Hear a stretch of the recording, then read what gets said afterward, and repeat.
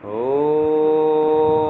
भूर्भुवः स्वः तत्सवितुर्वरेण्यं भर्गो देवस्य धीमहि धियो यो नः प्रचोदयात्। सम्माननीय धर्म प्रेमी सज्जनों, वंदनीय पूजनीय श्रद्धामयी मातृशक्ति, आज हम विचार करेंगे वेद और वेद के अनुसार हमारा जीवन कैसा हो, जिससे कि हम अधिक से अधिक सुख शांति को प्राप्त कर सकें, हमारा जीवन सुखमय हो। तो सुखमय जीवन के लिए वेद किस प्रकार से उपयोगी है, वेद कैसे पढ़ें, वेद क्यों पढ़ें, वेद क्या है, इसको भी जानने का प्रयत्न करेंगे। तो सबसे पहले वेद क्या है? देखिए, वेद है ईश्वर की वाणी। वेद माने होता है ईश्वर का ज्ञान। ठीक है, वेद माने क्या होता है? ईश्वर का ज्ञान। जिस ज्ञान के माध्यम से हमें इस लोक में और परलोक में दोनों जगह सुख शांति की प्राप्ति होती है। जिस वेद के माध्यम से हमें सही क्या है, गलत क्या है, इसका पता चलता है। वेद वो है जो धर्म और अधर्म का ज्ञान कराता है, न्याय और अन्याय का बोध कराता है, सही और गलत का निर्णय कराता है, वो वेद है। जिसकी महिमा रामायण में, महाभारत में, गीता में और दर्शन शास्त्र में, उपनिषदों में, मनुस्मृति में, सभी वैदिक साहित्य में वेद की महिमा का गुणगान किया गया है। वेद को स्वतः प्रमाण कहा गया है। स्वतः प्रमाण माने जैसे एक सूर्य है, उसको देखने के लिए दूसरा कोई सूर्य नहीं चाहिए, ऐसे वेद है। वेद के ज्ञान को प्रमाणित करने के लिए और कोई शास्त्र का प्रमाण नहीं चाहिए। जैसे कि रामायण में ये लिखा है तो कहता है भाई हम ये कह रहे हैं, ये सही कह रहे हैं। क्यों कह रहे हैं? क्योंकि वेद में लिखा है। सभी ग्रंथ क्या कहते हैं? हम जो कह रहे हैं सही कह रहे हैं, इसलिए कह रहे हैं कि ऐसा वेद में लिखा है। तो जैसा वेद में लिखा है, अगर वैसा कहते हैं तो वो सही है, और जैसा वेद में नहीं लिखा है अगर वो वैसा कहेंगे तो वो झूठ हो जाएगा। समझ गए?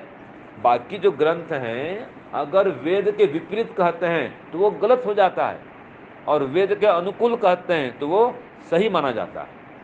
तो वेद जो है स्वतः प्रमाण है, ईश्वर की वाणी। तो वेद का ज्ञान किसने दिया? ईश्वर ने दिया, परमात्मा ने दिया।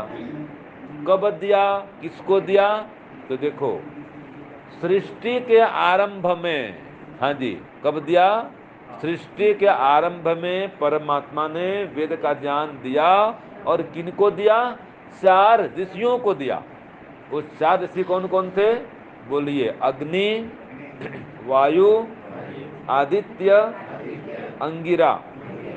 ये 4 ऋषियों को परमात्मा ने 4 वेदों का ज्ञान दिया। ऋग्वेद में ज्ञान का विषय है, सब प्रकार का ज्ञान भरा हुआ है ऋग्वेद में। ठीक है ना?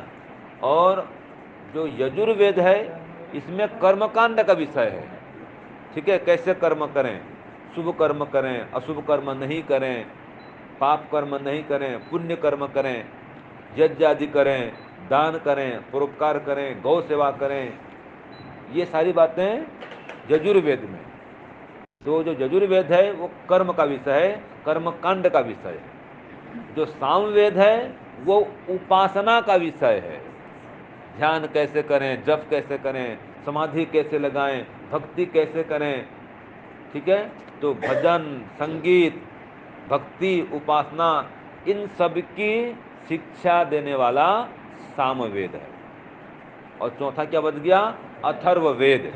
इसमें विज्ञान है, साइंस, टेक्नोलॉजी, कोई जादू टोना भूत प्रेत की बात इसमें नहीं है, शुद्ध साइंस है। और इसमें आयुर्वेद का भी समावेश है, अनेक प्रकार की जड़ी बूटियों का उसमें उल्लेख है। ठीक है, कैसे करके रोगों को दूर भगाएं। तो ऐसे ऐसे जड़ी बूटियों का यहाँ पर उल्लेख है जिनके प्रयोग से हम स्वस्थ निरोग रह करके 100 साल की आयु को प्राप्त कर सकते हैं। ये 4 वेद हैं। 4 वेदों को सृष्टि के आरंभ में परमात्मा ने 4 ऋषियों को दिया, फिर 4 ऋषियों से एक ऋषि ने प्राप्त किया जिसका नाम था ब्रह्मा। ब्रह्मा को चारों वेदों का ज्ञान था। ये जो 4 ऋषि थे वो तो एक एक वेद में मास्टर थे, उनकी मास्टरी थी। समझो उन्होंने पीएचडी किया एक ही वेद में। 4 ऋषि 4 वेद का ज्ञान एकदम परफेक्ट रूप से प्राप्त किए। लेकिन ब्रह्मा ने क्या किया, चारों ऋषियों से चारों वेद को पढ़ा।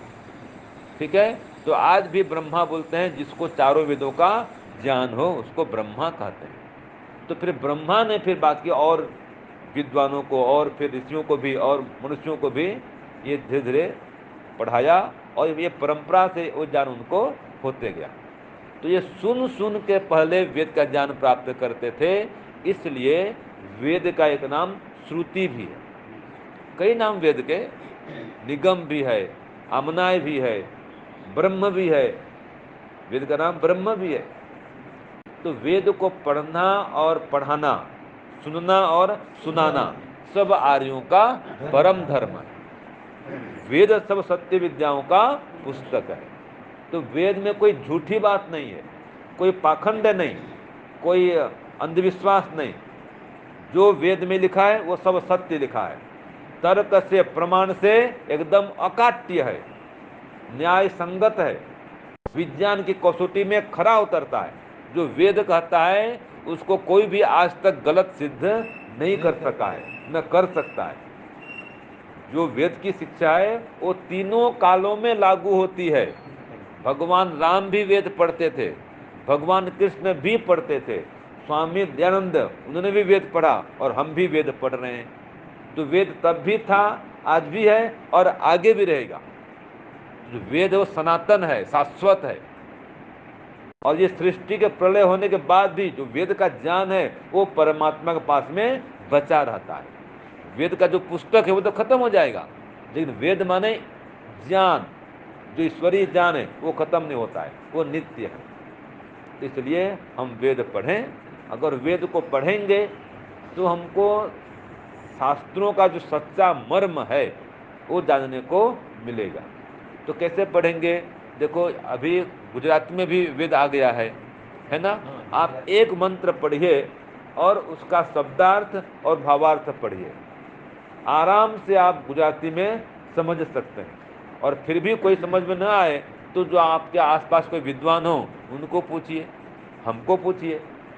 जो बात समझ में न आए वेद में वो विद्वानों को पूछ सकते हैं। तो एक वेद मंत्र का पाठ जरूर करना चाहिए, जरूर सुनना चाहिए। और वेद नहीं पढ़ पाते हैं तो फिर है उपनिषद है, फिर वो भी नहीं है तो रामायण है ना, वो भी नहीं है तो गीता है, मनुस्मृति है। सबसे बढ़िया एक ग्रंथ है, आपको पढ़ना हो उसमें चारों वेदों का सार है, लगभग 4000 ग्रंथों का निचोड़ है, वो है सत्यार्थ प्रकाश। वो पढ़ेंगे बुद्धि खुल जाएगी, सब भ्रम मिट जाएगा, अंधविश्वास आपको छुएगा नहीं, ये भूत प्रेत बाधा कोई आपको लगने वाली नहीं है। कोई ज्योतिष, कोई ठग आपको ठग नहीं पाएगा, कोई राशि फल देखने वाला आपको धोखा नहीं देगा, कोई हाथ देखने वाला आपको बहला फुसला नहीं पाएगा। इसलिए वेद को पढ़ो, वैदिक शास्त्रों को पढ़ो।